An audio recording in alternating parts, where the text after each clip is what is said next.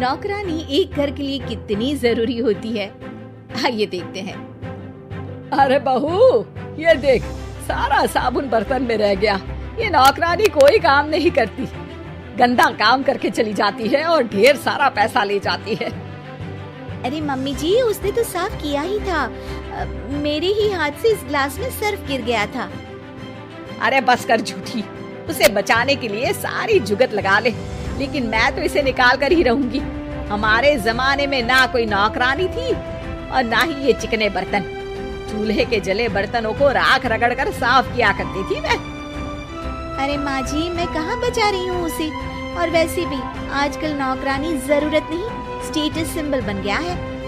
अब आप बताओ, मैं मुन्ना को नीचे घुमाने ले जाऊं तो लोगों से क्या बोलूं?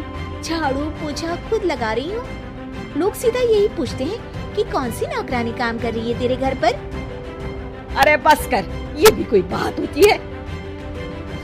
मम्मी जी, आप नहीं समझेंगी।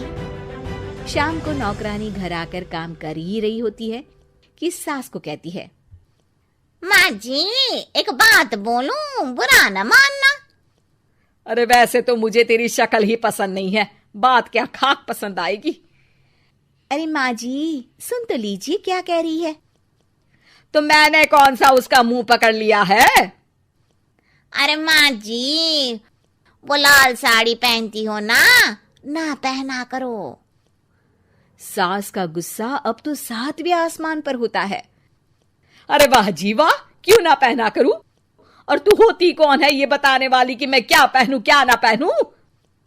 अरे माँ जी, पूरी बात तो सुन लो, वो बोलना क्या चाह रही है।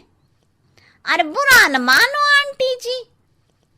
अरे कौन है आंटी? अपनी उम्र देखी है तूने? 2-4 साल ही छोटी होगी मुझसे और मुझे आंटी बोल रही है। बहू सर पर हाथ रख लेती है। अरे अच्छी खासी उम्र दराज हो और आंटी ना बोलूं? मैं तुम्हारी बहू से भी 4 साल छोटी हूँ। क्यों दीदी? बोलती भी क्या, एक तरफ सास यानी पति की माँ, तो दूसरी तरफ नौकरानी जिसके बिना घर का काम नहीं चल सकता। वो दरअसल माँ जी की शादी में बहुत जल्दी हो गई थी ना। अच्छा ये झगड़ा छोड़ो, ये बताओ तुम माँ जी को लाल साड़ी पहनने से क्यों मना कर रही हो? वो ना, इनकी उम्र की सारी औरतें सोसाइटी में इनके लिए बात करती हैं कि तुम्हारी सास बुढ़ी घोड़ी लाल लगाम है। बहू को ये सुनकर गुस्सा आ जाता है। अरे वाह वाह, कौन बोलता है जी? खुद क्या है यहाँ की औरतें, बाल सफेद लेकिन टाइट जींस और कोई कुछ भी पहने। अरे पहनना हमारा निजी हक है, किसी को कुछ हक नहीं बनता कि वो मेरी सास के लिए कुछ बोले। मैं आज ही जाकर माँ जी के लिए लाल जींस लेकर आऊंगी, फिर देखो कोई क्या बोलता है। अरे चुप लाल जींस। अरे सुन नौकरानी की बच्ची, जाकर बोल दे उन लोगों से कि उन लोगों की तरह मैं उड़ती नहीं फिरती हूँ घर बार छोड़कर। अपने बच्चों और नाती पोतों में मन लगाती हूँ, ना कि सारा दिन ताश के पत्तों में आंख गड़ाकर 3 पत्ती खेलूं। नौकरानी वहां से चली जाती है। वैसे बहू, नौकरानी के क्या फायदे हैं ये तो पता नहीं, लेकिन सबसे अच्छा तो ये कि पता चल जाता है कि कौन किसके लिए क्या बोल रहा है।